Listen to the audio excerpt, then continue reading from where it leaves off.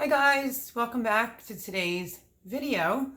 Kind of started without you. I had 2 full heads left out of my garden. I think, no, there's some more down there. Okay, I used 2 full cabbage heads in this bowl right here. You see it all? It's a pretty big bowl. I shredded it inside an old food processor and I put 2 tablespoons of salt in it. And all I am basically doing is just starting to mix the salt all in because I am going to make sauerkraut. So let me lower you down so you can actually see the bowl. Oh, I finally did, for anyone that was in my live on Sunday, I finally did get the lid off the next day. Well, the band actually.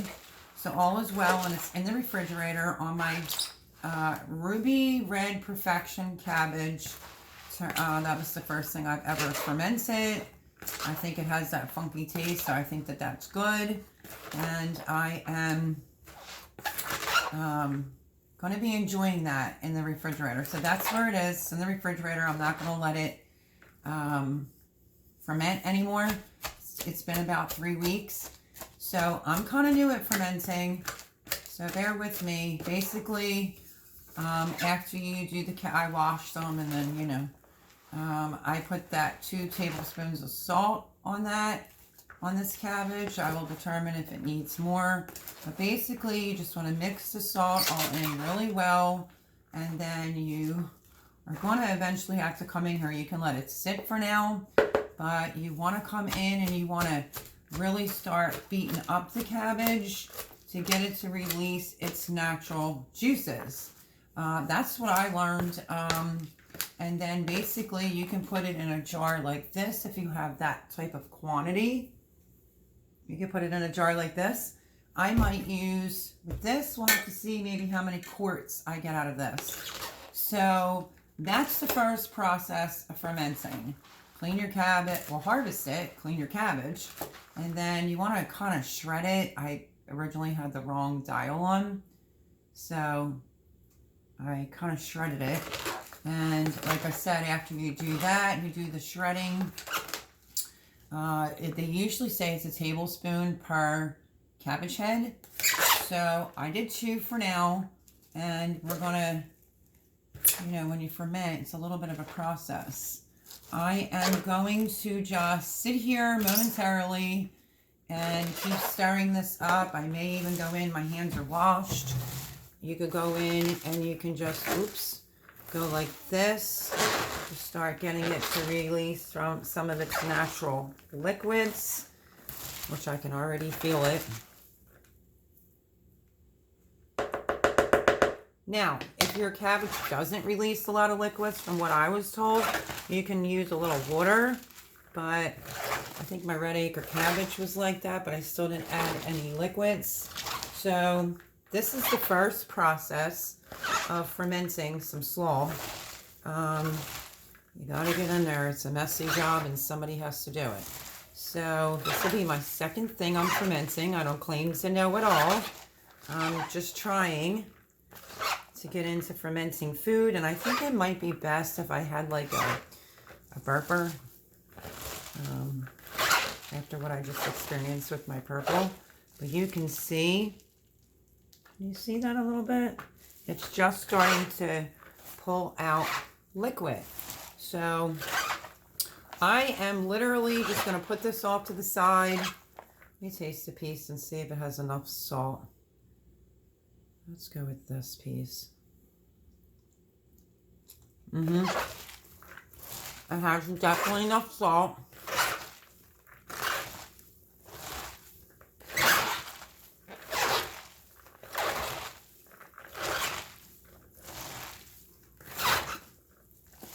Sometimes all the fancy gadgets, you need to use what God gave you, and that's your hands are your most important tools.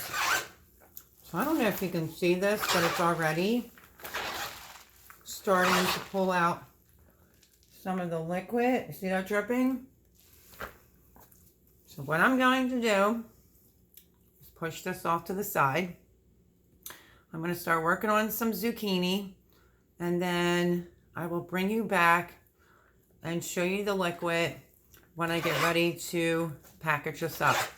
Well, jar it up, not package it up.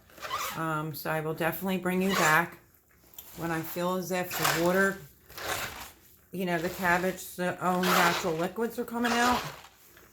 And we will be making some slaw. Now, I don't know if anything else goes in it. I think I'm going to do this exactly the way I did my red acre cabbage. And, yeah, so it's going to be really, it shrinks down drastically.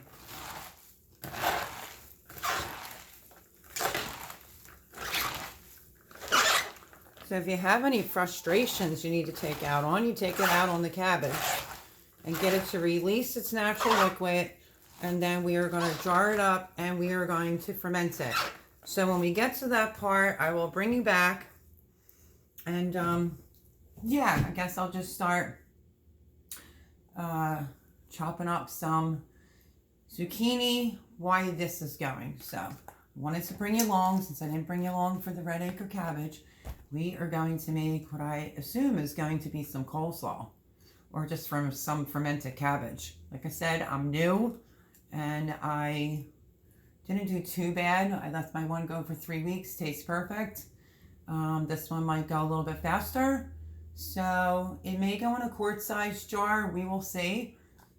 But hang tight and I'll bring you back when I see more of its own natural liquids. Okay, so we are fermenting some sauerkraut. Okay, welcome back everyone. Didn't really take that long. If you can see all that liquid on the bottom. I was doing some zucchini and came back in here to mix this up, and you can see all the liquid that it's pulled out of it. So I think this is ready and good to go. You can leave this a little bit longer if you want more liquid. I think I may use mason jars, like a quart size, because it shrunk down drastically, if you can see that. And yeah, I'm going to give this one more kind of mixing and squeezing. And then I am going to, oh yeah, definitely, look at all that liquid coming out. I am going to grab 2 quart-sized jars, and I think that's it for making sauerkraut. Salt, cabbage, shred it. You want to use its own liquid. Fill it in a jar. Keep the cabbage below the liquid. Weight it down. And you will have fermented sauerkraut in a matter of, sometimes it could be a week. My last batch that wasn't sauerkraut, that took me like 3 weeks, but that's that red cabbage, and that's a little bit, I think, harder. So we are good to go. I'm going to try to get this all off my hands. Let me go find a vessel of some sort that I want to put this in. Let me taste it. Tastes delicious. It's already tasting like sauerkraut. So, super excited to be able to bring you this recipe. I mean, there's really nothing to it. Again, look at all the water. Can you see that? That's what you want when you're making this. So, I'm going to go grab something to put it in, and I shall be right back. Okay, so I wanted to give you a better look at what the cabbage looks like. It really shrunk down drastically. So I guess we will have to see how much I actually get from it. Let me turn you up a little bit. So I'm going to use quart-sized jar, and I brought out my funnel, and maybe a 16-ounce jar. I don't know. We'll have to see, because I have to make sure I have something to weight it down, because I don't have the weights. So time to fill. I have this just in case I make a huge mess. And I'm going to lower you back down, and we are going to start trying to fill 2 jars, at least, hopefully, with some fermented coleslaw. I keep saying coleslaw. Fermented sauerkraut. Let's try that again. Okay, I am just going to go in with my hands.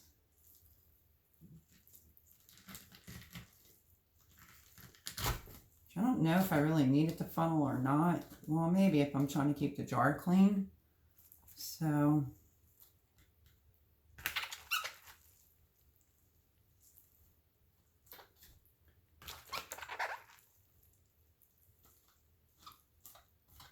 I'm curious to see how this is going to taste. When this is done fermenting, you can just see the liquid pouring off.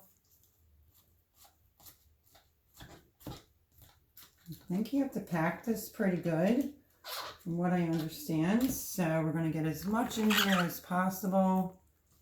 And then add some of the liquid. If your cabbages aren't pulling out enough liquid, you may have to add some water. But I think we may be okay. Put some more in here. Oops. Yeah, I have it flying everywhere. Okay, so I am just gonna go in here, give this a push down, and then I'm gonna go in with some of the cabbage, its own natural liquids.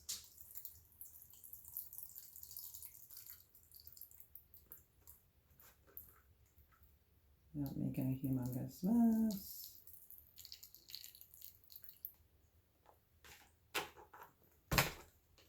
Let's take a look.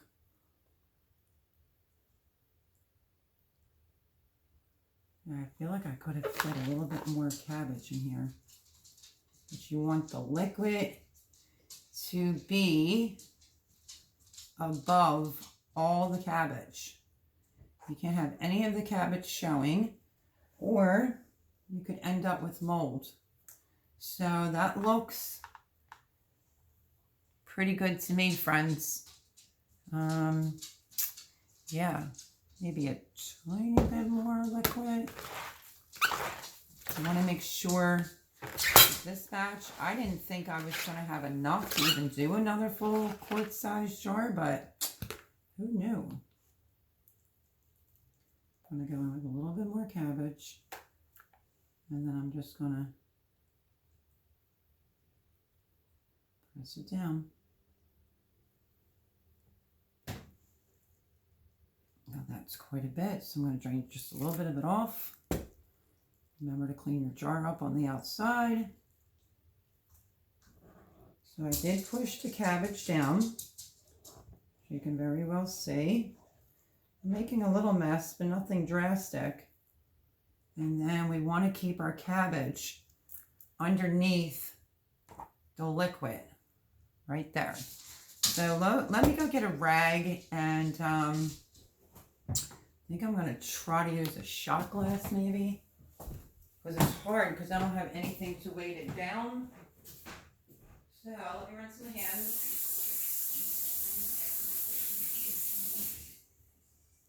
I know I just washed my shot glass.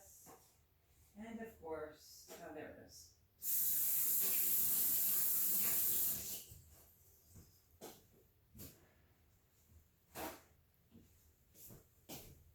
Sorry to have walked away. I think I'm going to use this shot glass right here. I guess you can put something around the ring. That's what I did with my red. But I'm not going to put anything around it, I don't think, this time. You just have to remember to burp it every day. I had an incident where I was burping it, but then I forgot about it for a week. And boy, oh boy, was the lid so hard to get off. So hopefully I did this properly. What I'm going to do is take this shot glass and push. Can you see that?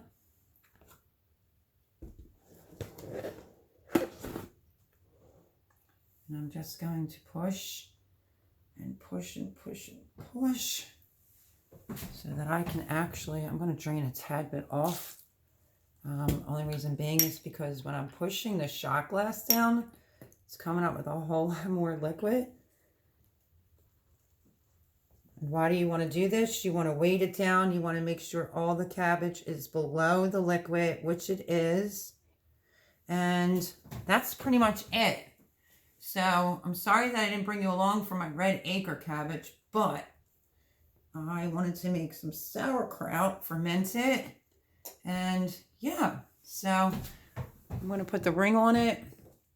I'm going to try to keep it in the spot over there. It's always, let me turn you up some.